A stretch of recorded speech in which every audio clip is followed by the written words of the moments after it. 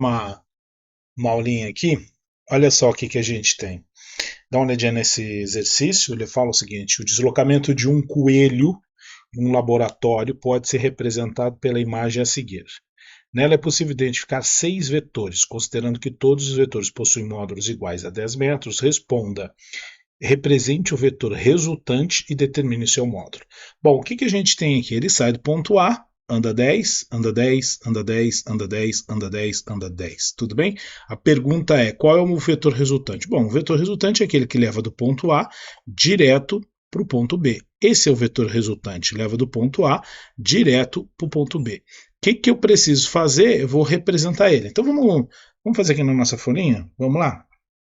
Vamos fazer aqui na nossa folhinha? Então vamos fazer aqui na nossa folhinha. Vamos tirar aqui, rapidão, minimizando, tá? Então a gente tem, são 6 vetores, né?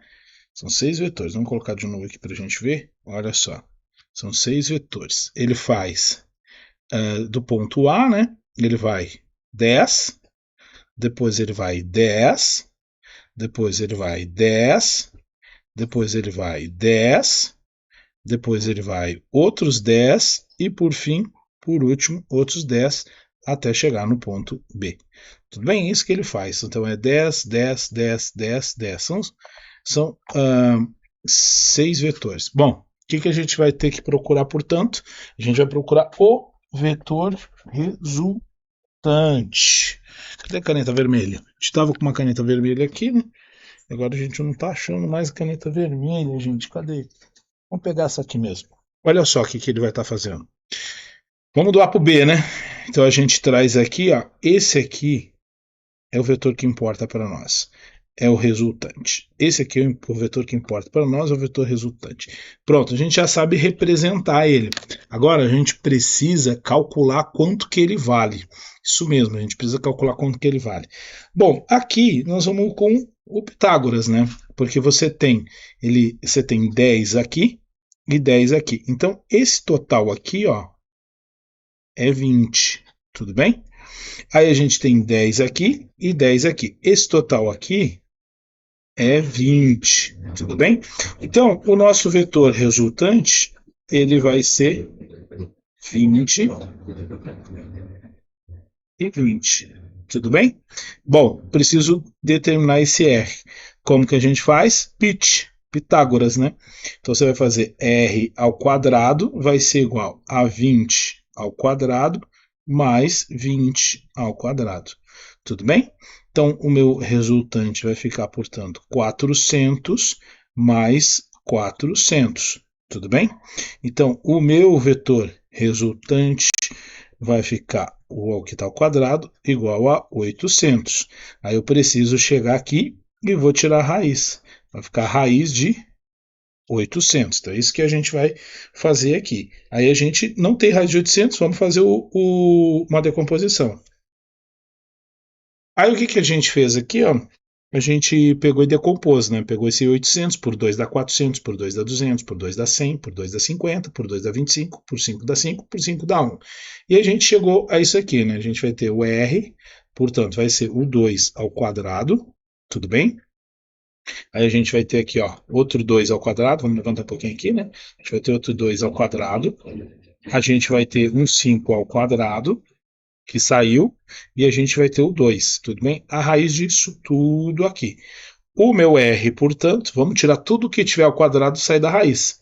Tudo que tiver ao quadrado. Então, 2 vezes 2 vezes 5 vezes a raiz de 2. Tudo bem? A gente faz a decomposição para conseguir tirar ele de dentro da raiz. Aí, portanto, a gente vai encontrar 2 vezes 5, 10, com 2, 20. Então vai ficar 20 vezes raiz de 2 metros. Tudo bem? Essa aqui, portanto, é o nosso vetor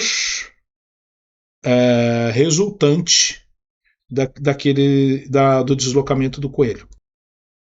Bom, aí vamos para a próxima questão. Ele vai perguntar o seguinte: olha só o que ele vai dizer. Ele vai perguntar: qual será a distância total percorrida por ele entre os pontos A e B?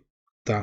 Bom, o que a gente sabe? A gente sabe que a gente tem 6 vetores de 10, então eu tenho 10, 20, 30, 40, 50, 60. Ele percorreu, portanto, 60 metros, tá bom?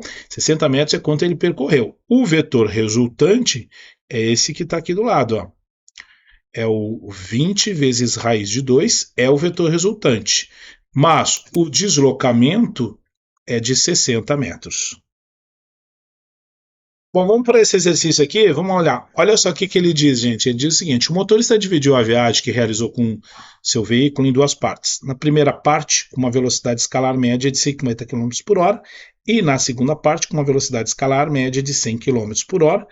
Qual foi a velocidade escalar média em todo o percurso? Então, olha só o que a gente tem aqui.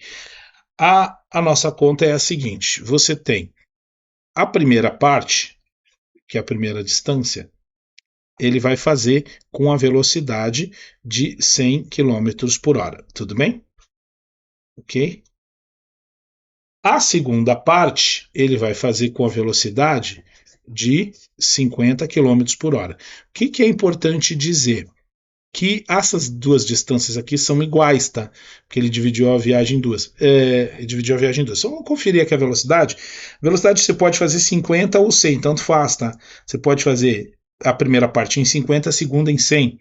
Não faz diferença se você vai fazer 100 ou 50. Então a gente só inverteu, mas não tem problema, não vai alterar nada o valor, o resultado.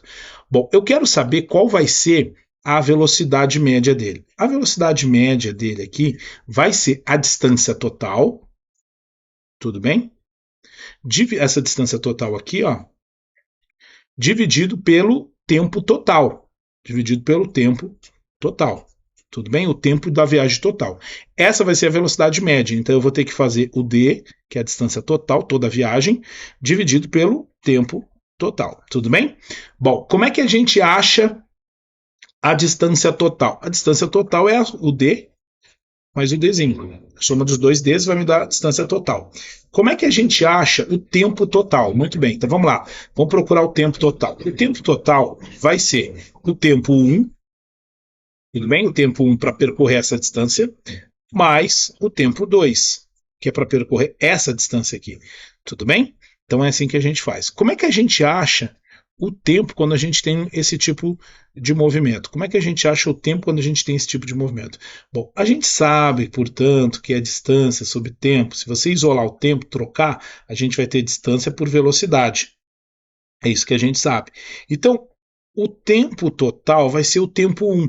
O tempo 1 o que é? É o próprio D pela velocidade 1. Tudo bem? O tempo 2, tempo para percorrer, vai ser o D, porque sempre é o Dzinho, pela velocidade 2. É isso que a gente tem. Tudo bem?